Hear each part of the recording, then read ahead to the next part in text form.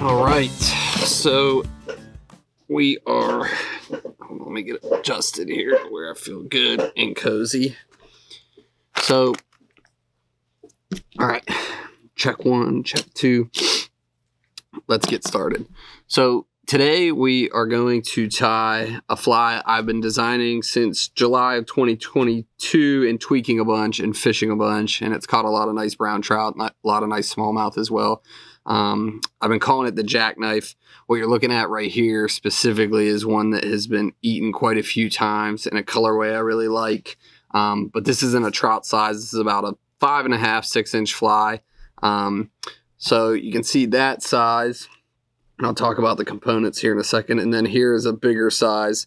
This is the size I normally tie for smallmouth. It's more like a 6.5 inch, 7 inch fly. When I started designing this fly, what I was trying to create is something that fished equally well on the two-hand burn, so fished really fast, and I didn't love the normal changer big S serpentine swim. I was looking for like a tighter tail wiggle, but also fished really good on like a normal strip cadence, like you would fish with a deer hair fly or something along those lines, and that casted really well. And I think it does some of those things pretty good. It's proven to be a good fly. I like to fish it quite a bit, and I really like to fish it when I'm wade fishing and trying to cover water. It's not a great fly for probing deep water, but it is definitely a great fly. The casts well, swims good under different conditions, and gets chewed. So let's get started here. So the difference in the components is, the layout, the shank layout is going to be the same regardless what size you tie. You're just going to up the components. So for this, we're going to tie the trout size, that kind of 5.5 inch size. It seems to be just a better size for trout fishing. I don't know. I feel better about it than fishing that bigger one. Both flies are going to start with a 10 millimeter tail shank, which I have in the vise here. And then for the trout size, it's going to go to a number 6 Ahrex NS172 Gammarus hook, and then a 15 millimeter shank, and then a number 1 TP 610 Trout Predator. I think it's 610 Trout Predator up front. And then for the bigger size that I like to fish a lot for smallmouth, everything's just going to bump up one size from the rear hook up. So that NS172 is going to jump up to a 4. That shank is going to be a 20 mil, and then your hook up front is going to be a 1/0. So the color we're going to tie here tonight is going to just be a yellow with some olive accents. I'm going to do a couple things that you definitely don't have to do, but I like to do just to kind of trick it out and add some bling, but you definitely do not have to do this. So we're just going to get started. This is some Vivus Power Thread 140. I really like this thread. It's great for a wide application of streamer tying and light hair work as well. You'll see we'll reverse tie some BUcktail here in a little bit with it. It does well for that, and even some, light heads and some spinning as well.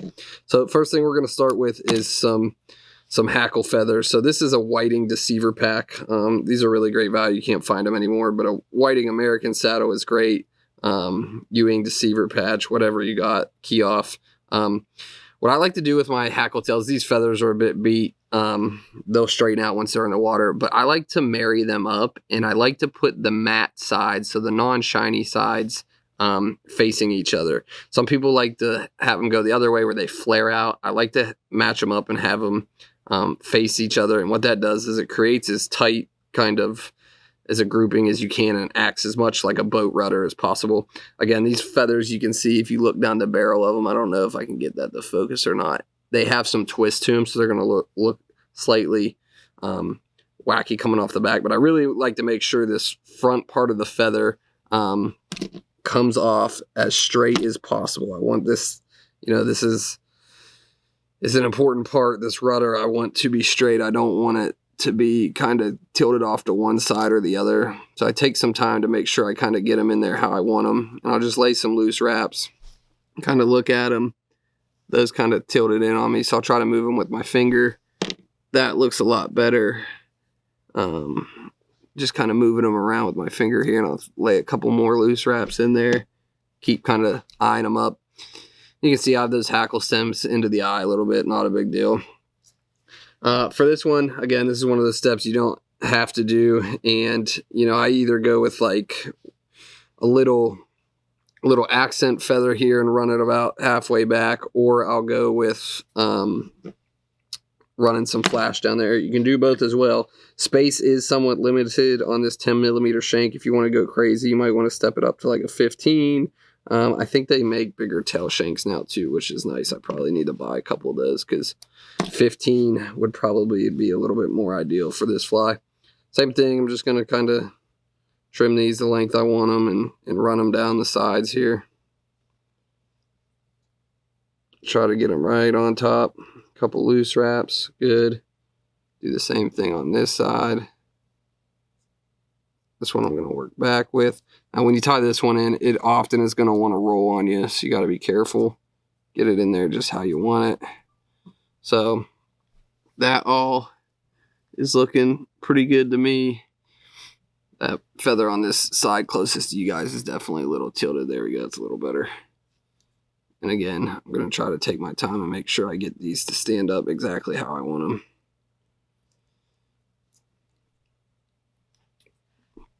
All right, so that is looking good to start. Got a little contrast in there. Next material you're going to jump to is whatever color you want to do of Finesse Chenille. You could use really any support here. You could use filler flash. You could use whatever you want. I'm going in this circumstance with Bonefish Tan medium Finesse Chenille. I'm just going to start it, work my way up, trying to keep a nice smooth taper, and I'm just going to do a wrap or two. I'm not going crazy with this here. Just 1, 2, could add in a third if you want, but we got to fit some hen saddle in here, so I'm trying to keep this all pretty tight to the back, and you're going to see I'm going to wrap all over this here in a second. Just going to work my way through, trying to trap as few fibers as I can. Don't worry about being overly neat. Wet my fingers, try to get as much as I can out of the way. Now what I'm going to do here to get more space out of this shank is I'm going to start to fill in the eye a little bit. Now obviously we don't want to crowd the eye. It's not going to look good, but I'm just going to kind of create a thread ramp here. So we have 2 more materials to fit in. And all that's going to do for our next material here, which is a couple pairing of a hen feather. This is Mustard Plug from Schultz Outfitters, a really nice color that I've grown very partial to. If I see it pop up for sale again, I'll definitely buy another one. It just is a confidence color for me. Everybody loves yellow, and I never bought into that, but lately, kind of been on that train. So the problem with these whiting hen saddle feathers for this first station, it's hard to find ones that are small enough. These feathers are so nice and webby, you kind of have to dig around and get something off the side. Because for this first one, we do not need big feathers. So just like you would with a feather changer or any fly that you're palmering some hen, I'm just going to strip off all this fluffy stuff down here, match them up, and get these all prepped to tie in. Now, I would have, one of them broke. It's not ideal. I'm going to have to grab another one. I would have had all these feathers prepped, but what I want to show you guys is you kind of want to, just like you would if you're tying a feather changer, you want to pick them off as you go. You don't want to pull them off the saddle till you know they're going to be a match for your taper. And that's straight out of Blaine's book on tying changers, which is a very helpful tip. That way you're not wasting feathers, plucking ones off that don't fit the taper you're trying to get. So just now getting these matched up. Sorry if my dexterity is slightly low. It is 44 degrees in my basement. This is during this crazy snowstorm that just hit Florida and everywhere else. So trying to keep my hands out of there as best as I can for you guys. But I'm just going to wrap back over this. And we're going to palmer this forward. Now, this is a great time to use hackle pliers. If you have the rotating ones that swivel to keep twists out. I'm going to jump in here and grab onto this with mine. And that just gives you an extra hand and helps you get a nice finish. Not necessary whatsoever. Don't go out and buy hackle pliers to tie this fly if you don't have these. And if I can, I'm always just going to get an extra wrap of stem in there and then catch that with my thread. That makes me feel good about, you know, if you get a tooth in there or something when you catch a fish, it's not going to blow it out of there. I just like to catch those stems. You see we're going to start building up a little higher than we normally would like to when we're finishing a fly at the eye. I'm going to come in with some type of comb. I'm just going to start trying to get any trap fibers out of there. You can see what I generally try to go for on this first station is at the crest of the feather, which you can see right there, my tips of my hen and this mallard flank were about to tie in. I want them to line up kind of right with there. So next step here, just like you would with a drunk and disorderly, oh my gosh, that didn't come out very well, or Schulte swing and D, we're just going to cap this off with a mallard flank. And the idea here is that relatively speaking, both surfaces are smooth, but we're going to make this top piece of this fly the whole way throughout. The top is going to be smoother than the bottom. So got a nice little dark olive mallard flank, light belly, dark top. I'm going to measure it up right with the crest of that hackle feather, and I'm just going to catch it once, twice. That looks good. Wet my fingers, try to pull everything back, get those two pesky ones out of there. Now I'm going to grab my whip finish tool. I'm going to finish this off. I'll leave that stem on there and just wrap around it, just so I don't move it when I trim it. And then I'll get any loose fibers out of there, finish it, pull it tight, come in here, trim this, and then I'll throw a few more whip turns over it.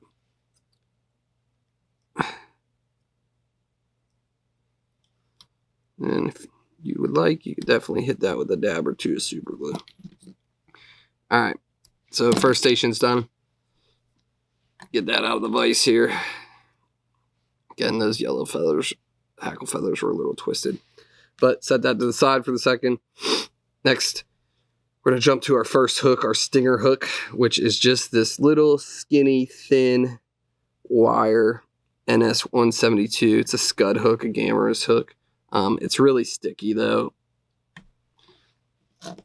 It is very sticky and grabby. I've caught a few nice fish hanging on by this thing. But first thing we're going to do is just throw a little thread base back to the bend here.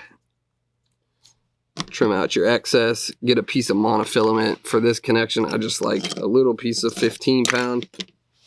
Doesn't need to be super thick. There's going to be no weight on this. There's no hook behind it, so no worry about it slipping out. No worries about it pulling out or anything like that. We're just going to catch this little boot. I'm not putting any connection beads or anything like that. I'm going to pull this tight, so that's going to help us prevent filing. But what I do want to make sure is I don't crowd this boot. I want this thing to move as freely as possible. I'm going to throw a couple more turns over there. Just one little hair on that back section is bothering me. And make sure it is just flopping around, just like that, swinging around. I do not want to impede the kick of this tail whatsoever. Come in with your wire cutters or whatever you want to trim with.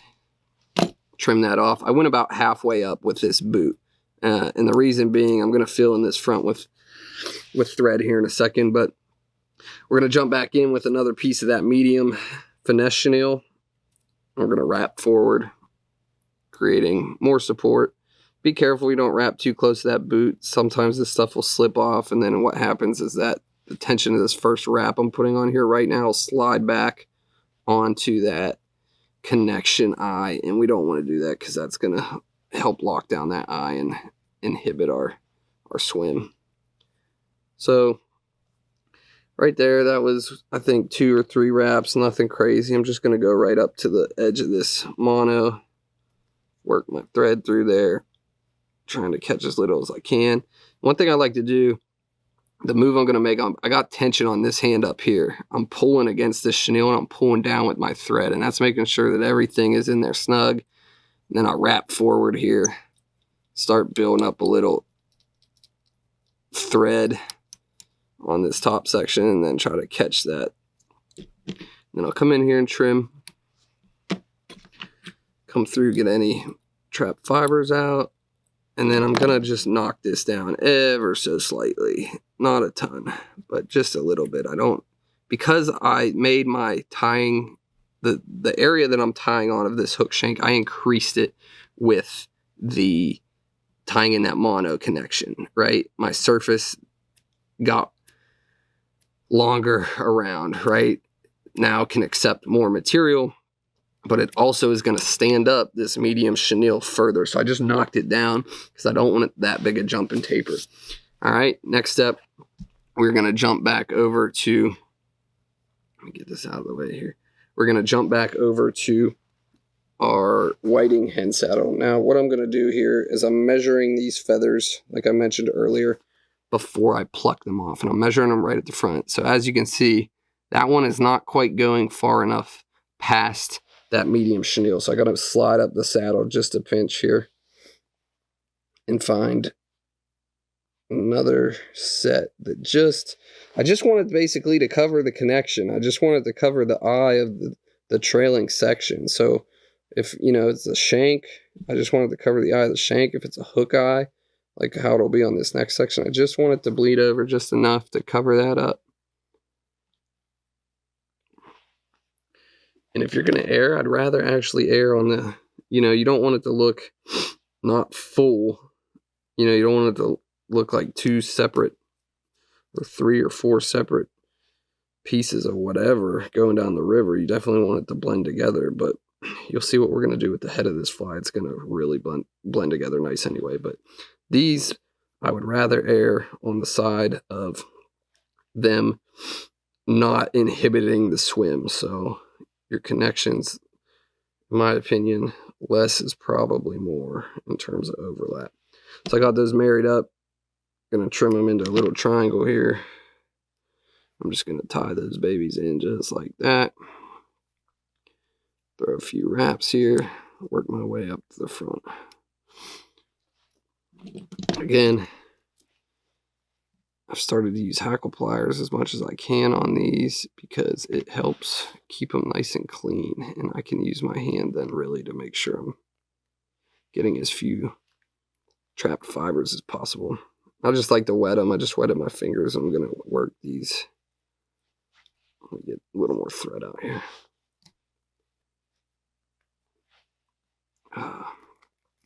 That will happen though. I've had to reheat shrink these hackle pliers. The grippers on the end are always kind of wearing out. Not pulling them too tight. These are for tying dry flies, not big articulated swim flies. All right. But you can see it just twisted, and it took all that twist that I would have been manually putting in that feather. It lays it in there so much better. I'm just wrapping. Right here, I could tie it off right there, but I'm going to throw an extra wrap with those stems, and then I catch them. It kind of gives you an uneven surface here to tie on. This last part makes it less neat, but I believe it probably adds a little durability.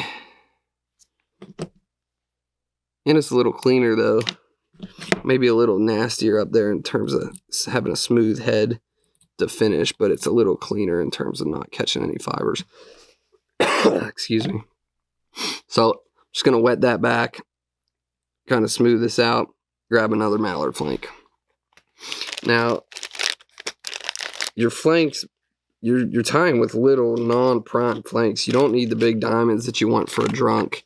You just need the little guys, and that's a great use of like I call them the little shingle flanks. They're like little roof shingles, but they come off the belly of the duck. If you pluck a duck, they're the little square belly feathers. They look like this. I don't know if you can see that, but that's what they look like. They're very square. But I like the tips not to be too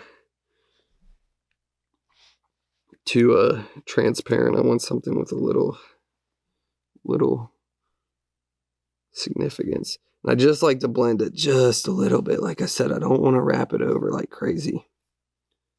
And that looks pretty good. I like that. I like the position. The spine of the feather is running right on top of the hook shank the whole way back. I'll run 2 or 3 whip turns. Then I'll come in and trim that stem. Put a little pressure on it. And two, I'll show you on one of these, you can fold that stem back and catch it. That'll ensure it never comes out. When I have limited space to work with, that can eat up a lot of bulk. All right, so 2 sections in, moving on to our 15mm shank. Before you pop that out of the vise like I almost just did, you're gonna wanna connect it. And again, if you're tying the next size up, 10mm shank, this would have been a 4, not a number 6, and this would be a 20mm shank if you're tying for smallmouth. And this fly absolutely nukes smallies. Hope to do some smallie fishing soon. All right, we're gonna work our thread back here. Trim right before I get to that back eye, and then I'll fill this up a little bit like people like to do. I don't know that it actually matters. Some people claim it helps the fly foul less. Foul, F-O-U-L, like a foul ball. All right, next material we're coming in. We're bumping up to the large Finesse chenille now. And notice how I'm not tying it in way back as far as I can go. I've moved it up a little bit. And the reason is it's too big. We're going to have to trim it all anyway. We're going to save ourselves a little trimming here. So same steps, nothing new here. Just working our way through. Working it back as I go, trying to capture as few fibers as I can.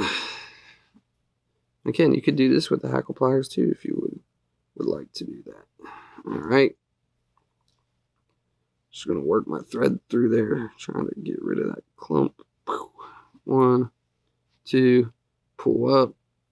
Opposite directions there. Throw a couple turns in front. Trim. I'm gonna brush this out. Right. I'm gonna work back over it, catch it really good, and then work back forward a little bit. See, I got a few fibers giving me troubles there. All right. Now you can see where my overlay is. My taper is it's a little too big of a step there. So just like I did in that last one, I'm just going to knock this down. I'm going to knock it down at a diagonal, and then I'm going to actually trim the length so they don't bleed as far into the back. So I don't know if you're going to be able to see me do this, but I'm just going to come and catch the back. Trim, I don't know, 1/8 of an inch off maybe.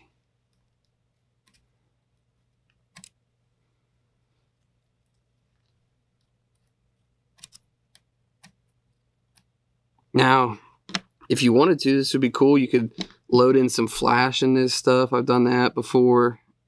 Bleed some flash through that head. You can do all kinds of cool stuff. This is not a prescriptive. Really what's going to make this fly is the brush head we stick on it and the shoulders we stick on it. It's going to move a lot of water that creates space for the tail to kick behind it.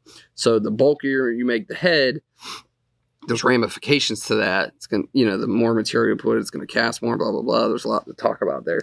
But the bigger shoulders you put on it, the bigger head, the more water it moves, the more the tail will kick. And you have to keep that in mind when, you can tie these with more S-swim, more of that changer swim. You can tie them with a tighter tail wiggle, whatever you want to do. All right, so we're jumping back over to the hen. Going to need our biggest 2 feathers that we're going to use. And these are still not anywhere near the top of the whiting saddle. So what's nice is when you buy those saddles and you rip through them on changers and you're using all that primo stuff, this is a great use of less prime feathers. And you'll see a lot of guys like on Instagram jump in there and sell like hen saddles for like $5 and they've plucked all the good stuff off. This is a perfect, if you want to get a deal on cool colors, scoop those up and you can tie as many as you want of these with those less prime feathers. So stripped all the Marabou stuff off the bottom. Just gonna find a good start here. And same thing, just gonna trim off the triangle, lay that in, pull everything back, and then work my way forward and smooth out that taper of thread right there. And we'll just keep rolling with the hackle pliers.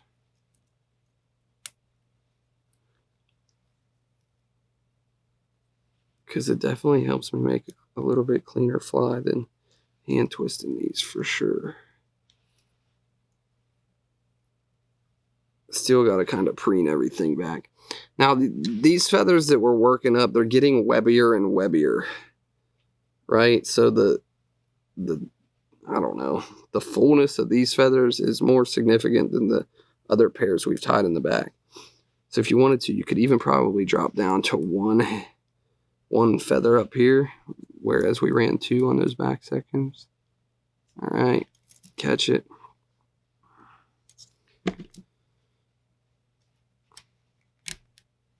And then I'm going to just brush this back before I cut it. That way, if I knock anything loose and it creates slack in the spine of that feather, I can just kind of pull on these and tighten everything back up, and I'll still get a good tie off when I pull everything back like this.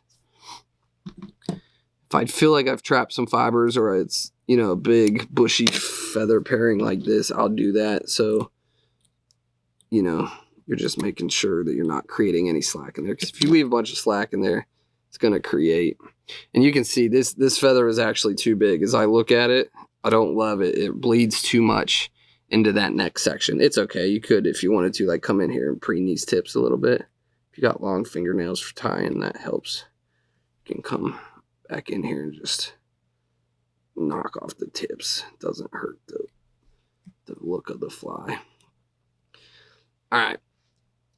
So that taper's a little bigger than what I would want, but that's okay. Gotta get another flank here. I got one out already. This is gonna be your biggest flank of the 3 that we've used thus far. We're just gonna bleed it right over the tips of the hen like we've done already. Throw a couple wraps. I like it.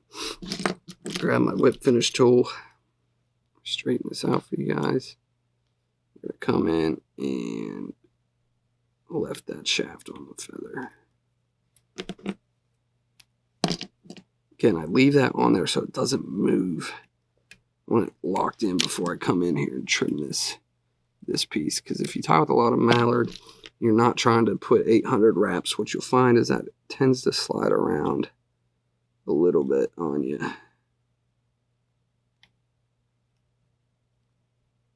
All right, there's 2 sets of 3 whip turns. Pull it tight. I like to do it twice, 2 sets of 3. That way if one pulls out or whatever, I got to back up. And then I'll just kind of wet this and inspect it. I actually don't mind that taper too much. I think it looks okay. It's a little big on that last section, but as you can see, we got plenty of wiggle. There's nothing's impeded. And if you look, we're just flanked out down the back very nicely. Got a little bling in the back, a little accent feathers going. All right, on to our last section and where most of the engineering has gone down on this fly. All right, this is, again, on this size, this is a number 1 trout predator from Ahrex. And we are going to, hold on, sorry.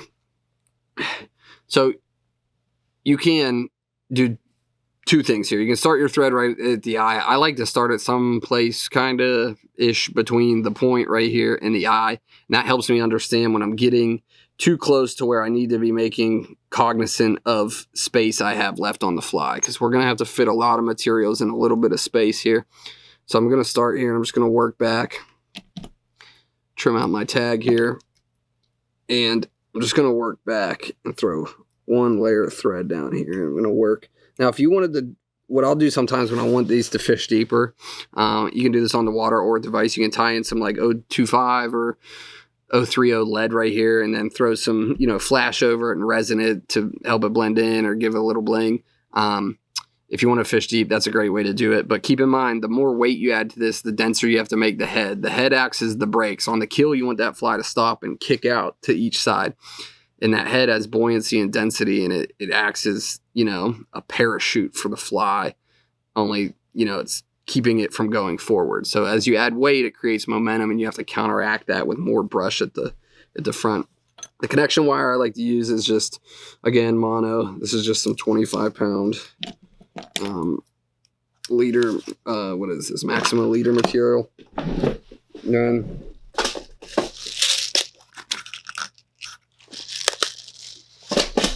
like to go with one singular. I think these are 6mm beads.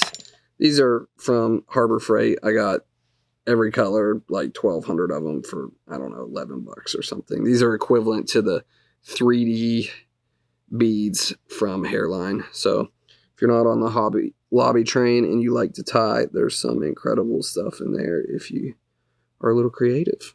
Some of my saltwater stuff has been fundamentally changed by materials I have found in Hobby Lobby. So again, one bead in here. I'm going to get it all straightened up. You really want this to be perfect. You do not want to shortcut this. You want it to be, everything to be square, coming off exactly how you want it. Straight up and down. And that's how it is. I like to leave about that much sticking out the butt of the bead just to allow for wiggle. I don't want to rush that. And that way, if it slides down or up, it's not pulling a bunch of tension. Let me get rid of this tail here now that we're on our front shank here. All right.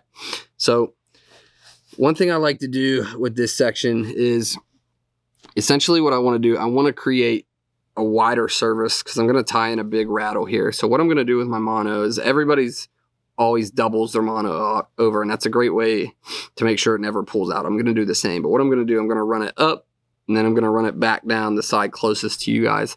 What that's going to create is right now I have a rounded surface that I'm tying on. I'm going to basically prop that mono up and work it up just a little higher than the hook shank on each side. So you have your hook shank in the middle, and then you have these two mono, pieces running down the side. It creates a wider surface for me to tie on, but it creates a little, I call it like a little rattle cradle for me to set that rattle in and help cushion it as much as I can. I've recently switched to plastic rattles because the glass ones just are going to break no matter what you do. So I'm going to do that. I'm going to turn it to me just so I can see it, and I'll show you. You actually might be able to see. Let me see if I can change the focus point here. You can see how I'm running this down the side, and it's like pretty much right in line with the top of the shank. If anything, I want it to be a little higher. I'm just going to keep creeping down here. I'm going to take a rattle I'm going to use, and I'm going to measure it to see where it's going to stop. So I'm close. I want to go a little past it. Right there is probably good. So now I'm going to start working backwards, and after about 3 or 4 turns going the other way, I'm going to pull this across. I'm going to catch it the first time on the other side. Now you guys can see what I'm talking about.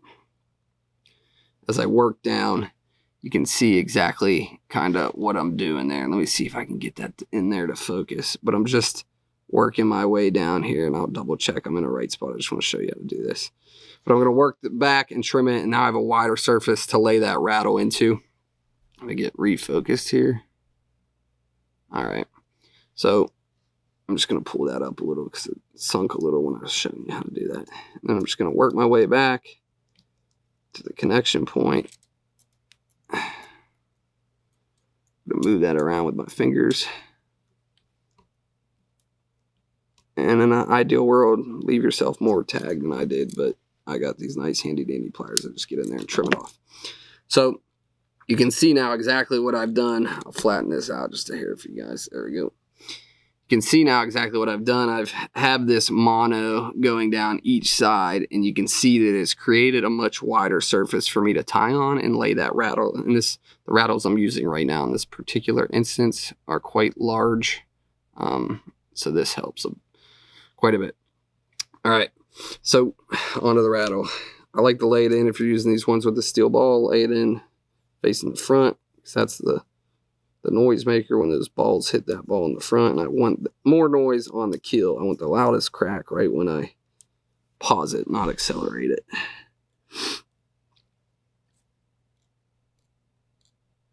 And then I'm just eyeballing this, looking down the shank this way, making sure this is laid on right on top.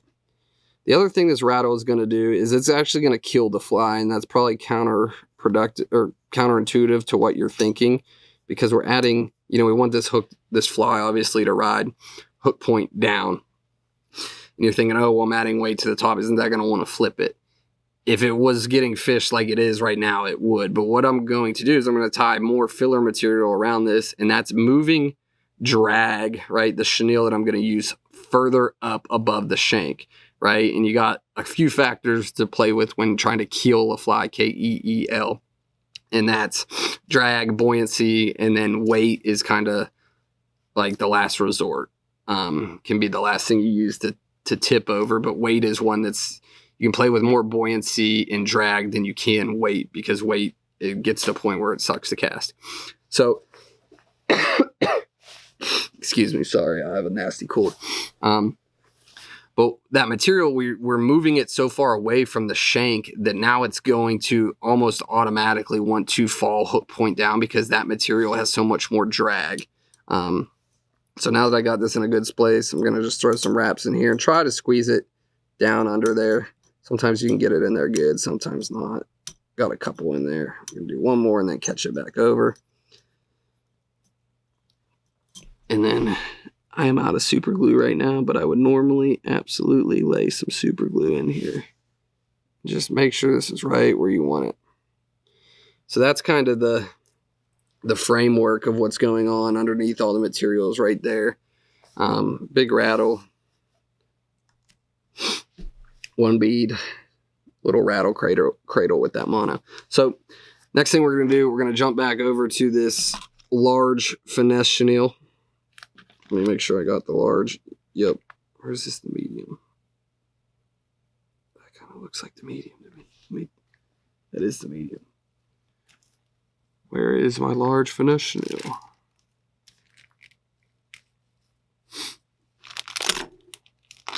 This is not good. I don't know where it's at. Huh.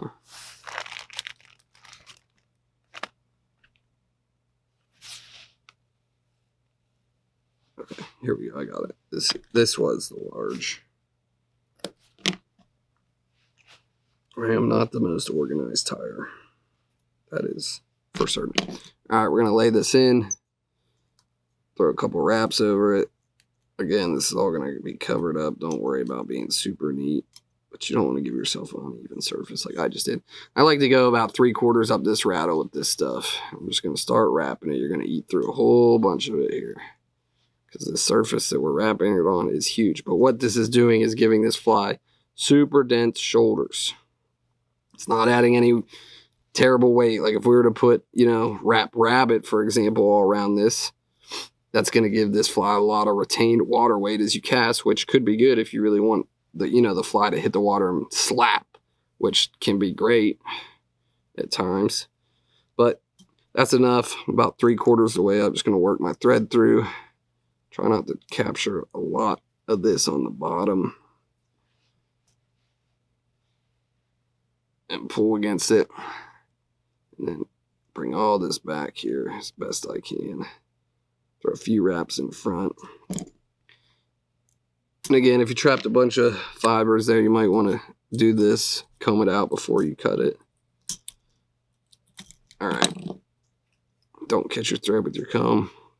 Now, this is optional. You could just wrap this Finesse chenille the whole way to the front. But what I like to do is take a little bit of some type of flash and kind of fill out this head or on top of this rattle.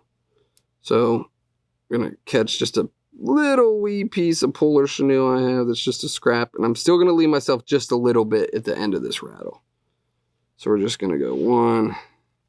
And what this does, it's so elevated off the shank with this rattle, it's going to splay this out great. And this is just going to help give us a little cover over that connection. Again, I did not go crazy with it here. It's just 3 wraps. I'd probably throw one more wrap on there if I wasn't using a scrap piece off my desk. But nonetheless, we're in good shape. Okay.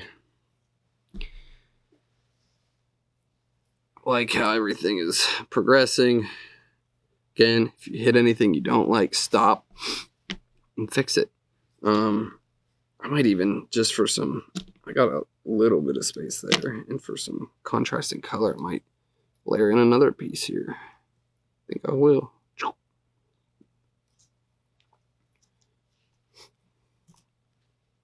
Yeah, I knew that was coming.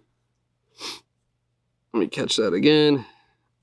Throw a couple more thread wraps over it. work my way up. And I just want to leave a little piece at the end of this rattle because we need to tie a mallard flank on top of this. But this is the polar refractor chenille, something like that. It's a little more dense, so I'm definitely not going to get out of control with it, which I can sometimes do. All right. What happened there? I do not like that at all. Hold on. Caught a big chunk of it on that when I was trying to tie that off. Just wet my fingers there.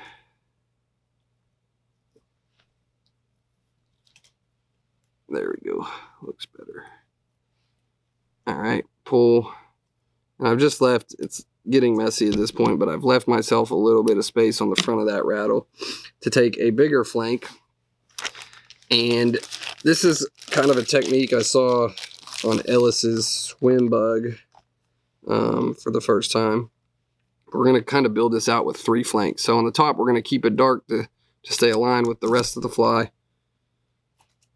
And on the sides, we're going to mix in a little color. You know, you could do whatever you want. You can do the same color, slightly contrasting. I like to go lighter on the sides and kind of give this an appearance of a dark top and lighter sides. And then on the belly, it can be really light. In this case, it is. We got yellow, which would mimic a natural bait fish. Everything in nature is paler on the belly, lighter on the belly. So I like this just to bleed over slightly. I'm going to throw a couple wraps on it and catch it. Now this is not on top where I need it to be, so I'm just going to move it with my finger to where I want it. That looks good. Kind of eyeball, it's off to the side a little bit, so I'm going to start over with it. Zip up some of my thread here. Just get it right on top one. See, my thread wanted to slide on me. Okay, that looks good. Now, right now, this is pushing all that material that we laid down. Once it gets wet, it's all gonna pop back up. And 2, if you want, you can just kind of bend this and give it some height. All right. So before we do that, one thing I'm going to do is I'm going to flip this in. And just to help with that Keough even further, I'm going to come in and I'm just going to trim some of this extra fibers of that Finesse chenille. I'm just going to trim it off right at the bottom. Now this stuff really acts like a hackle. So what you'll find is you have to trim it like you would like the front hackle in a dry fly. Not a parachute, but the front hackle. You come in and just follow the shank. And it's going to be it's going to be trimmed way more to one side. So you're going to have to adjust for that because this stuff has kind of a direction to it.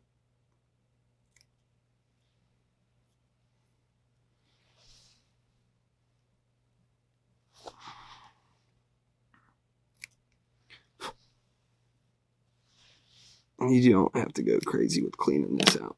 All right.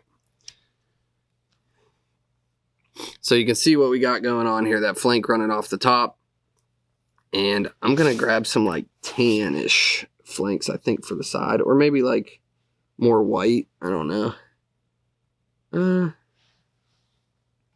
even mix in some orange like this. See what that looks like.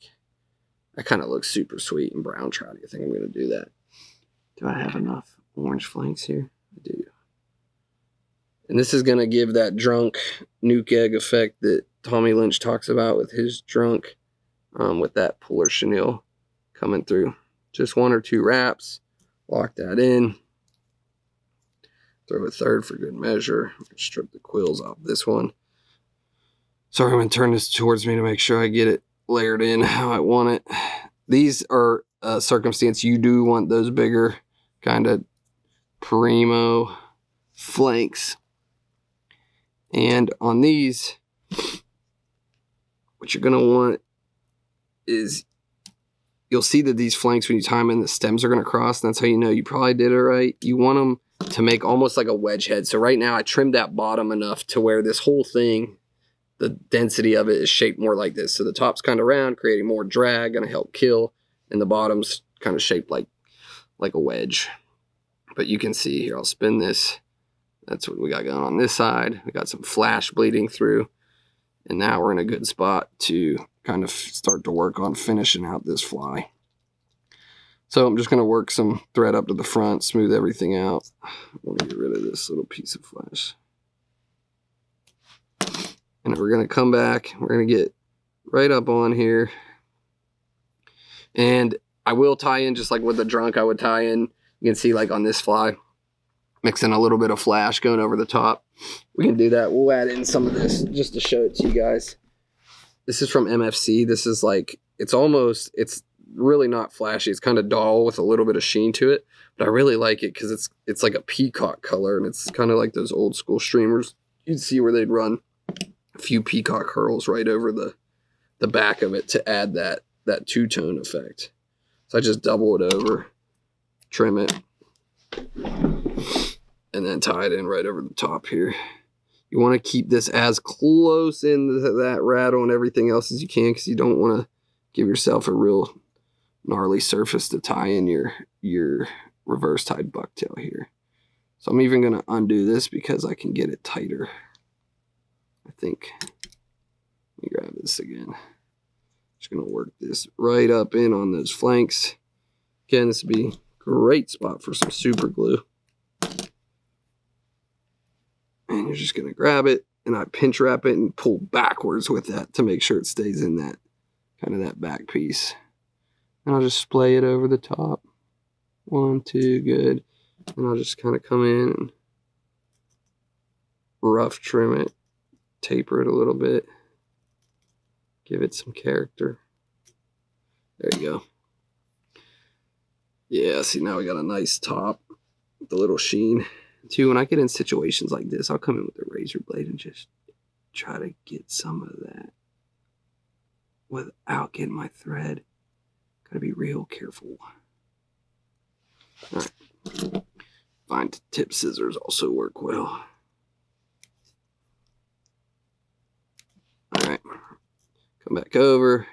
And right there, as soon as we get off that knob, is where we're going to start with our bucktail. So I'm going to go just a nice little piece of olive. Not a lot here. All we're using this is all, you don't really see this too much because it's such a light spin with the finished fly. But all this is going to do is prop up our last kind of finishing efforts after this. So I'll just hand stack this a little bit. Get rid of some of the stuff I don't like. And throw this in this big loon stacker, and that's going to help get my tips real nice. You could just hand stack it the whole way through. Stacker just bounced it right out of there. So no thanks.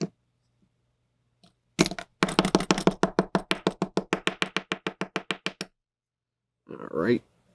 Looks pretty good. Any short fibers you don't like, just pull them out. So I'm just going to measure this. I'm just going right to the kind of the back of those flanks. I don't want a ton of this here again. I'm going to trim it. And normally you'd leave a nice kind of back piece on this. I don't leave a ton because I have to get it around this rattle, which can be challenging. So, and I'm not the best person to learn how to reverse tie bucktail. There is many videos on the internet on people who are way better than me. So I would go watch them, the dudes who tie musky flies or tie the beast flies. All that stuff you can learn. But I'm just going to kind of pinch this in here, and it's tough with this rattle, so you got to do kind of some weird moves there. Just get this far back as I can. Further back than that. I'll just push it and pull, and then just try to spin this around the best I can. You can see I didn't make it, so I'm just going to manipulate this with my hands a little bit.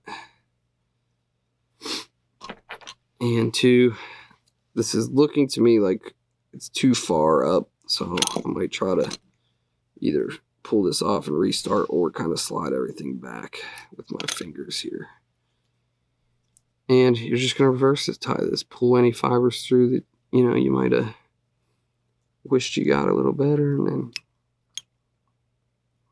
it's all secured. And then make sure your cone is more or less how you want it. Grab your push tool, Just got a hollowed out pencil tube.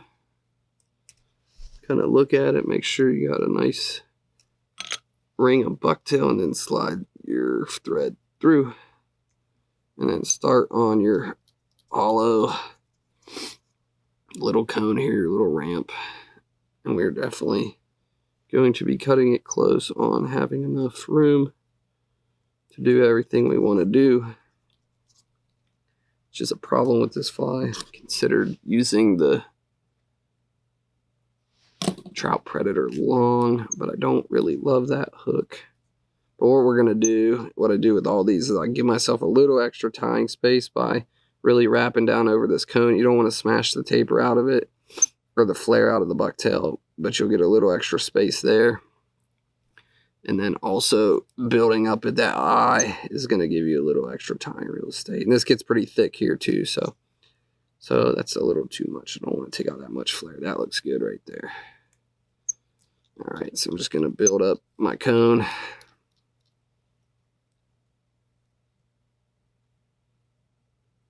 Try to make it perpendicular as possible. Okay. And again, all that bucktail is doing is adding some flare up front that's going to support our next material, which is just a little bit of Marabou. And this is a technique that I think is a great way to fill out a fly and kind of blend everything together and add a little bit more color to it. And this I first saw from Schultz's Swingin' D, which you'll notice the back of this fly is pretty similar to his Swingin' D, because I do like the action of that fly, and it's pretty easy and simple to tie. And you're just going to grab a Marabou feather, preferably one with nice quills on it. I like the stuff from Fish Hunter. I used to tie with the extra select stuff from Hairline, but what I found is the shafts on those are too thick. So I like to come up. You can see how these fibers, as they go down, are going to get longer.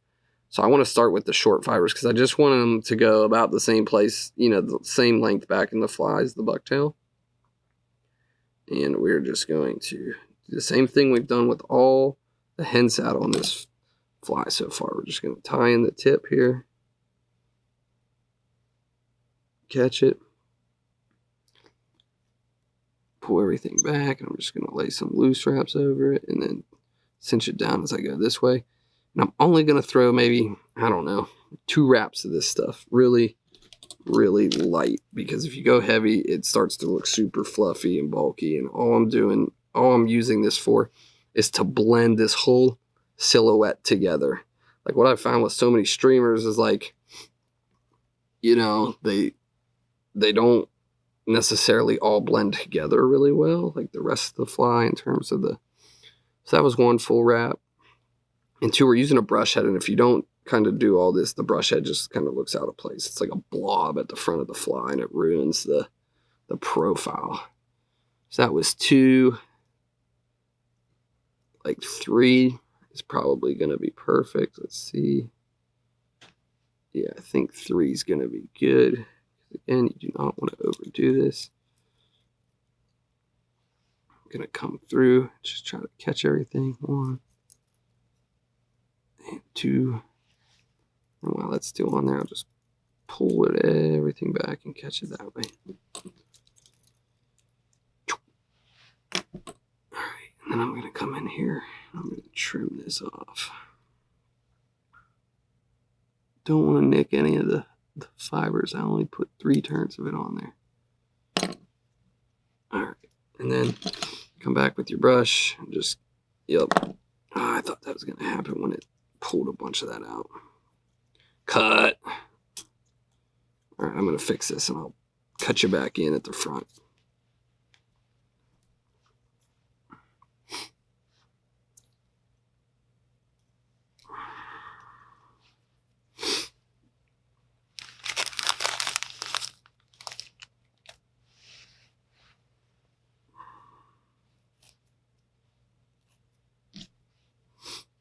Alright, let's try this again. So, Just gonna come grab this, trim my tip, just catch it, get everything laying down nice for me.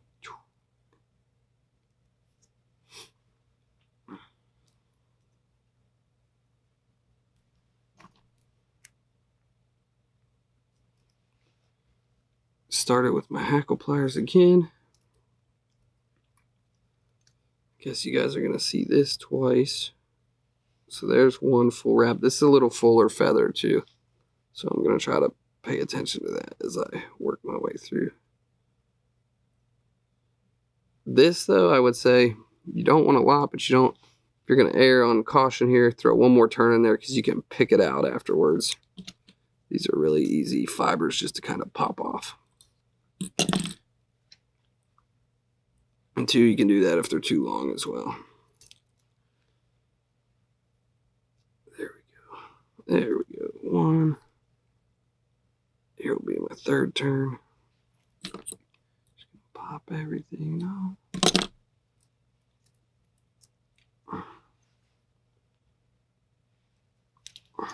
One, two.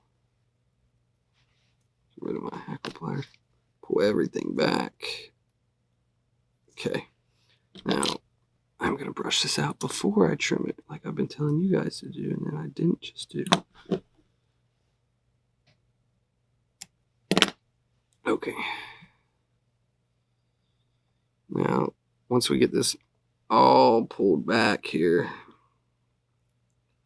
everything go in the right direction. We'll be in good shape.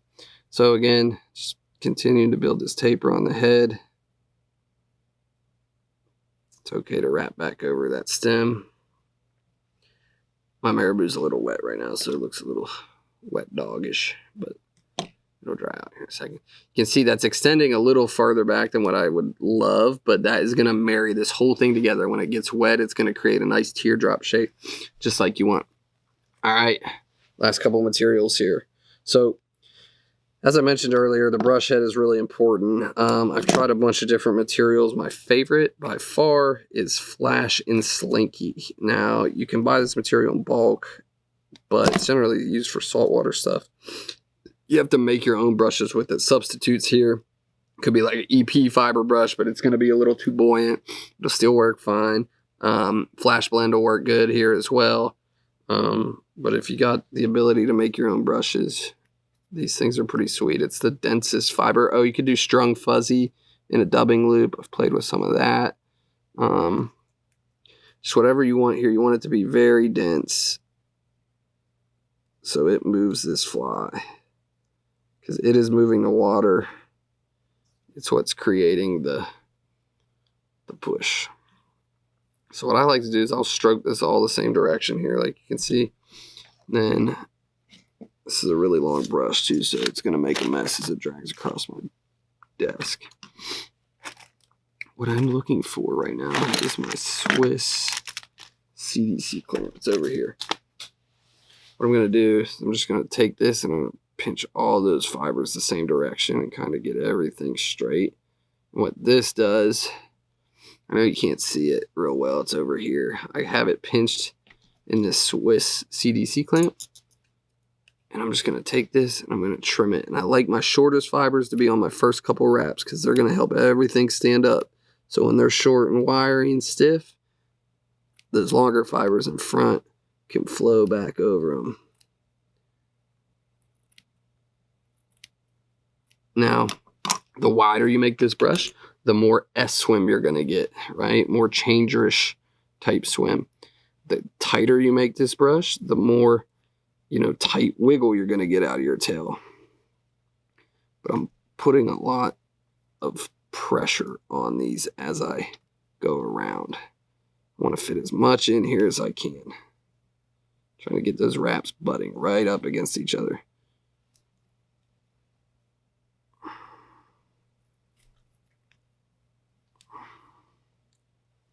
You can see I already got quite a bit of density coming out of this. That's good. I'm going to wrap pretty close to the eye here. And because I'm going to fit in one more schlappen feather to smooth this all out. You don't have to do that step. Yeah, I am liking this though. This head is looking how I would want it to. Sorry guys, I reached the recording limit on my camera there. I don't think we've missed too much, but I could be wrong. So all we're doing right now is we're just going to tie off this brush head. Just wiggle your thread through, catch it. Wiggle your thread through. Throw a couple turns in front. Then come in here. Trim off that butt. Here's just a look at the density of that brush so you can maybe get an idea with what you're shooting for. I would just look at like a flash blend bait fish brush or like some of the store-bought EP brushes to get a good idea of what you're looking for in terms of density. Now, I'm going to try to smash this down with like the butt end of, or the pointy end of a bodkin or whatever you got laying around. Just something to get in there and kind of knock that sharp piece down. And then just wrap over it and create a nice little runway for one last material. Right here, all you gotta do is come in, and I like to just knock this down. What I'll do is I'll pull these all out. Like this, stand them all up, and then come through and do my trimming.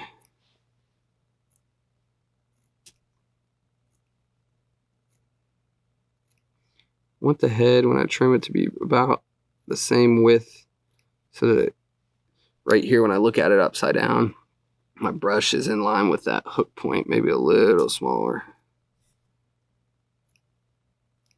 Because this is all going to lay down too when it gets wet, but it'll get more dense as it lays down, and that's what we want.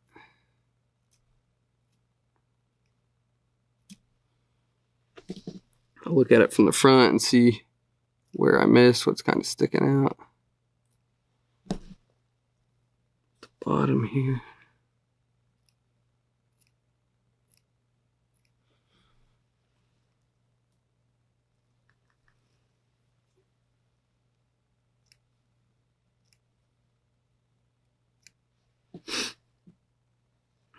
It's a couple little short pieces of flash are driving me nuts. All right. I think I might take a little more off the bottom.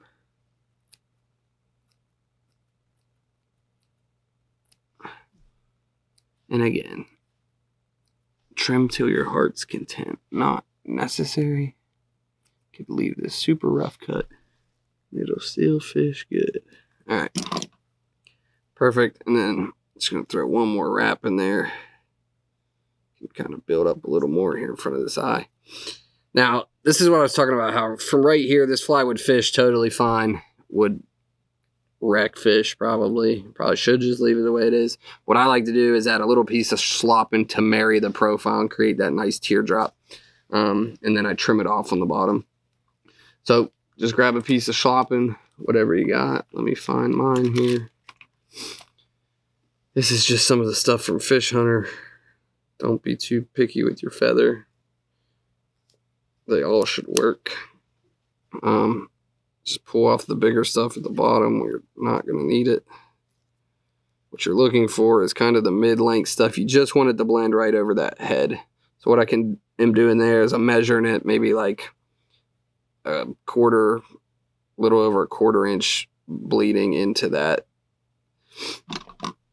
Marabou bucktail section right there. So I'm just going to grab it. I'll work my way back up here just to save myself some space.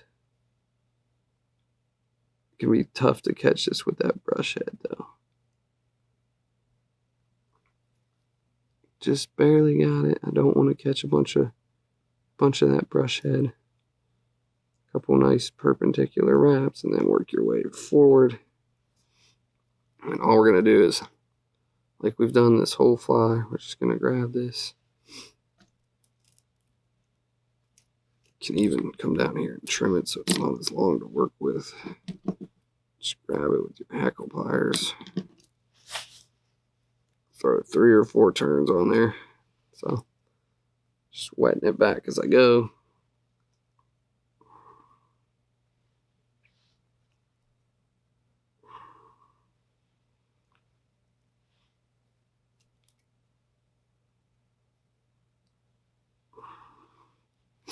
One,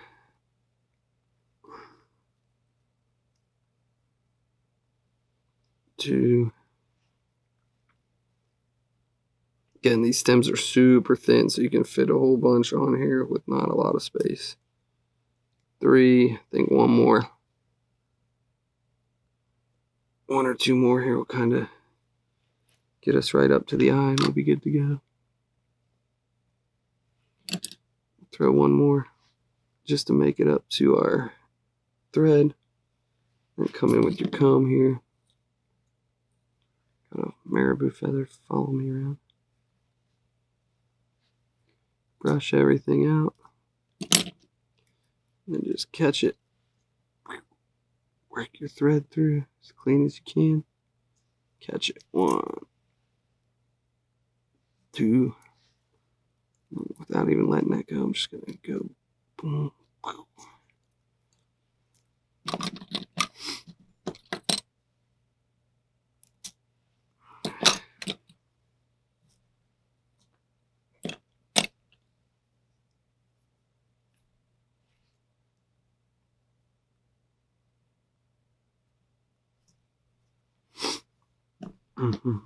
And the desk is a mess at this point, but I'm just going to finish this off with a few whip finishes. All right, at this point it's done. Hit this with 1 or 2 more, and I'm just kind of working back over those stems too, building a little thread head here. Perfect. All right. Last step is just to brush this all out, get everything kind of pulled back over the top, and when these get wet, they will just make a nice mask over this. Last thing you're going to do is come, what I like to do, again, come down to the bottom, but again, what we're going to do is we're leaving smooth on top, slightly, relatively rougher on the bottom. Come in here with the razor blade and just nick these hairs right off the bottom. Come in with the corner there. Got good fine tip scissors. They're great for this as well. Got to be careful that you don't catch the stems of these. I like to do it just about to the 180 point on the shank. There you can see I got a little piece of flash. And if you're so inclined, you can grab a marker. Hit your thread up top. Throw a little glue or resin, whatever you got. And that is the jackknife. When this gets wet, all of this will make a nice, full, blended bait fish with big, thick shoulders on it. I'll try to get it wet with my fingers right now and see if we can bring some of that out. But you got multiple layers of flash. You got a lot of depth. And it just looks really full and real. And you can see how that bottom roughness is sticking out. Probably going to even trim this up just a little bit still. The more of this brush you can fit in there, the more breaking power you're going to have, the more big kicks you're going to get. That can be a good thing or a bad thing. So just keep that in mind. You can play with the size of the head. This one for the trout one is about as big as I'd make the head. You can see, like here I got one finished. You can see the head is quite a bit tighter packed than that one. Right, so this one's going to give me bigger kicks on that pause. This one's going to be more of a tight wiggle. So, oh, I just sunk that hook right in my finger. Questions, hit me up. If you got this far, I appreciate it. Let me know if I can help. More tying videos to come. All right, thanks guys.